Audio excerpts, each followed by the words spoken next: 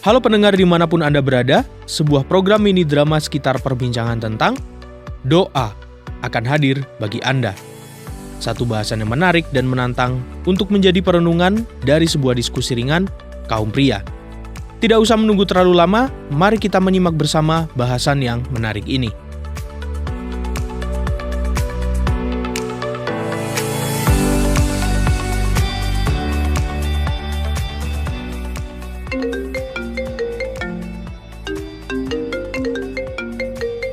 Oh, Putra. Halo, Putra. Ya, halo, selamat sore Bapak. Selamat sore, Nak. Ada kabar apa, Putra? Tidak ada apa-apa Pak, cuma mau tanya aja. Bagaimana? Sore ini Pak Bambang apakah ada di rumah? Ada? Gak sibuk kan Pak? Enggak. Saya ingin main ke rumah Bapak, ingin ngobrol santai aja. Oh, silakan.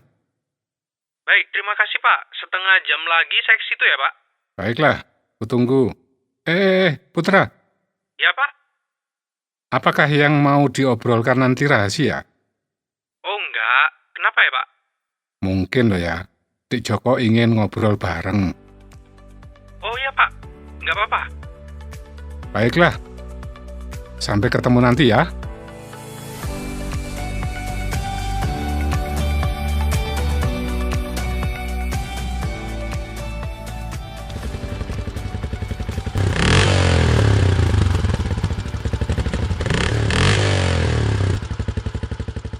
Loh, kok bersamaan Dik Joko sama Putra?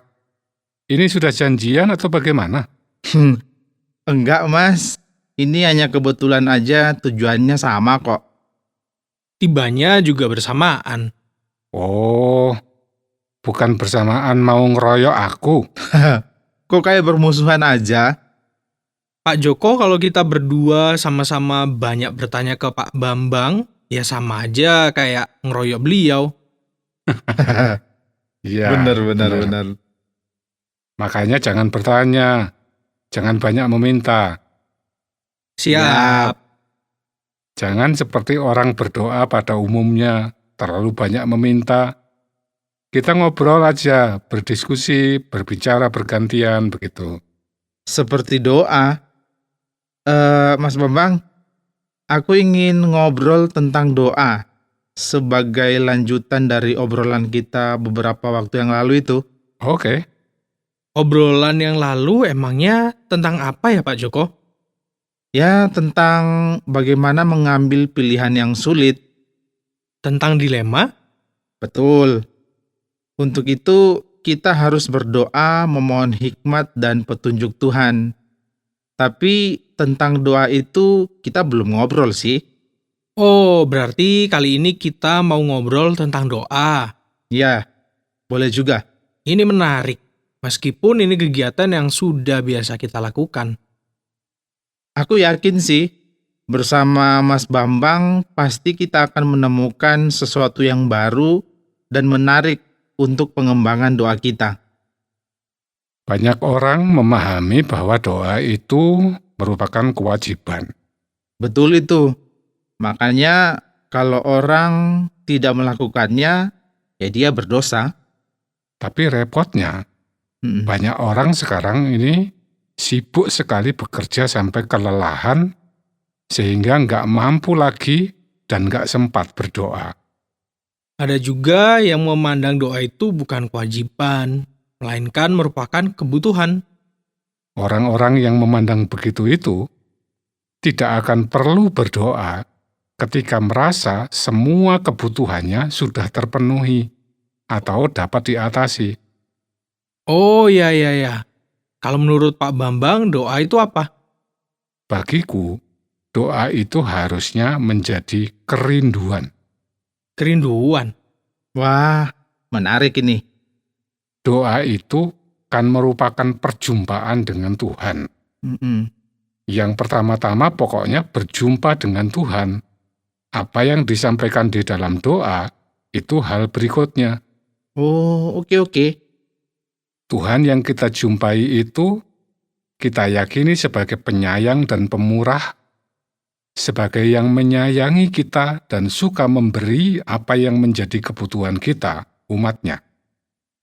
Kita menyadari bahwa kita sudah banyak sekali diberi berkah oleh Tuhan. Sebagai yang sudah banyak diberi, ya sudah semestinya juga kita mengasihi Tuhan.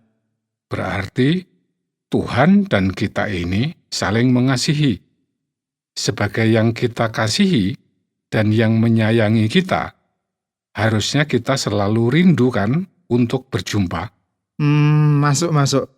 Sebagaimana kita dengan kekasih kita, dengan istri, dengan anak, kita pasti memiliki kerinduan untuk berjumpa. Wah, cerdas sekali.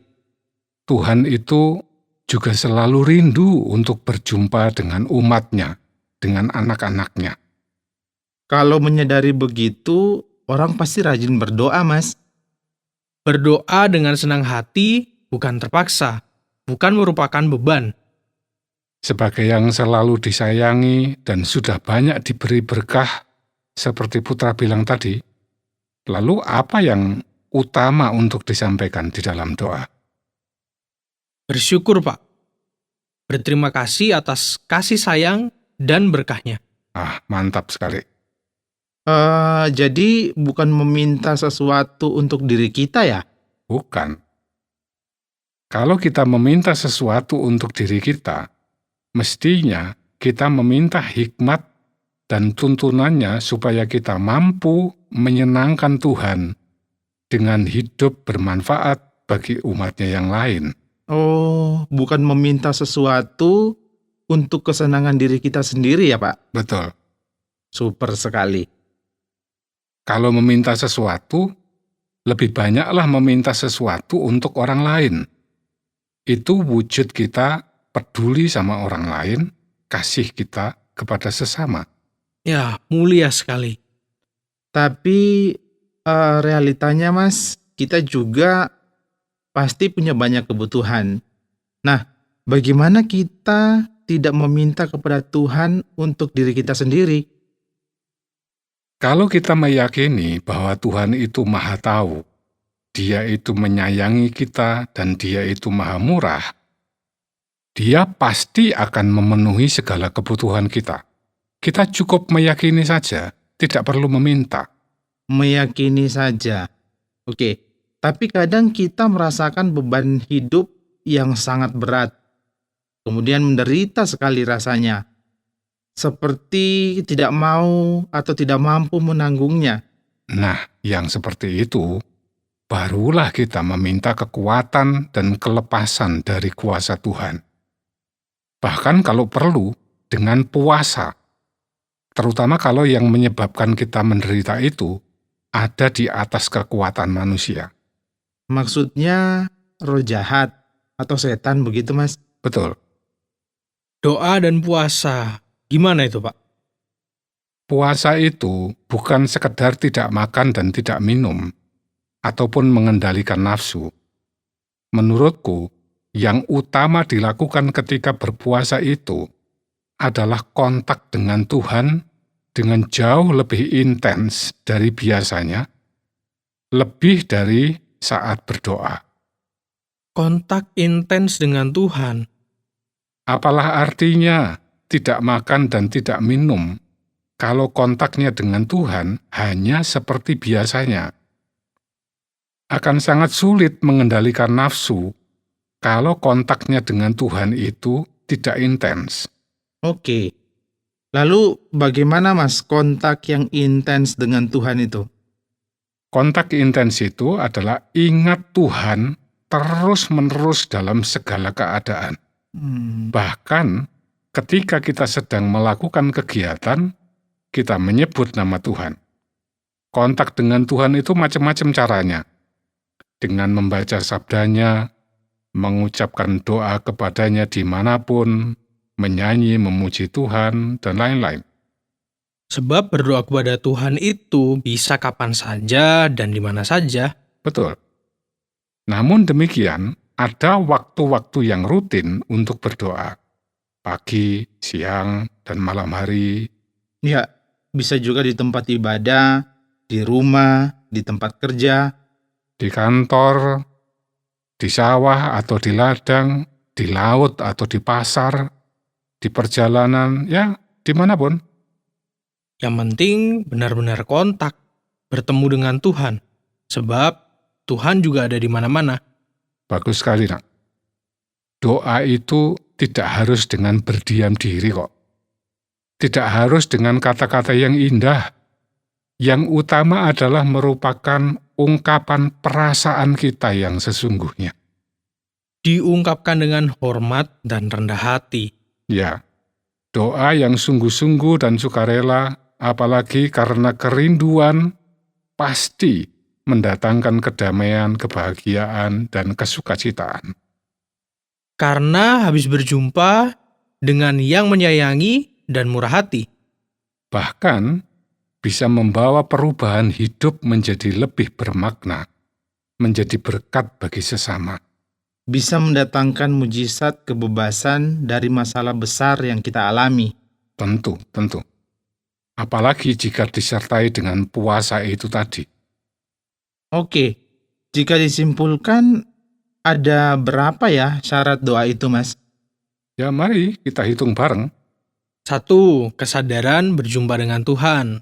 Yang kedua, keyakinan kepada kuasa, kasih sayang, dan kemurahan Tuhan. 3. Penyerahan diri.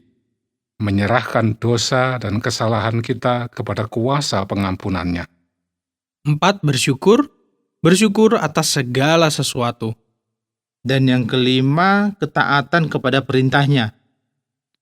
6. Dengan hormat dan rendah hati. 7. Tekad dan usaha. Bukan meminta dan meyakini lalu diam, tapi harus ada niat untuk berusaha. Apa ada lagi ya? Rasanya sudah habis, Pak. Pak Bambang bagaimana? Cukup. Oke, berarti ada 7 syarat doa itu ya?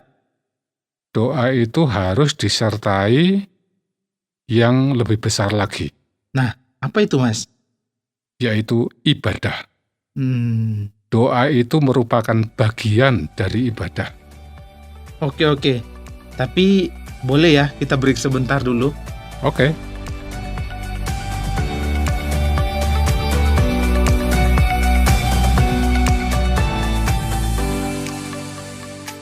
Sahabat pria pemberani, demikian tadi obrolan tentang doa. Semoga obrolan yang singkat tadi bermanfaat dan menjadi wawasan untuk diperhatikan supaya menjadi suami yang setia. Pria pemberani terus maju dan berjuang. Terima kasih atas partisipasi Anda. Sampai jumpa kembali dalam topik yang berbeda dan menarik di dalam program yang akan datang. Jika Anda memiliki pertanyaan atau ingin memberi respon terhadap topik yang berhubungan dengan program ini, silakan menyampaikan melalui WhatsApp ke nomor 081 333 777 386. Sampai jumpa.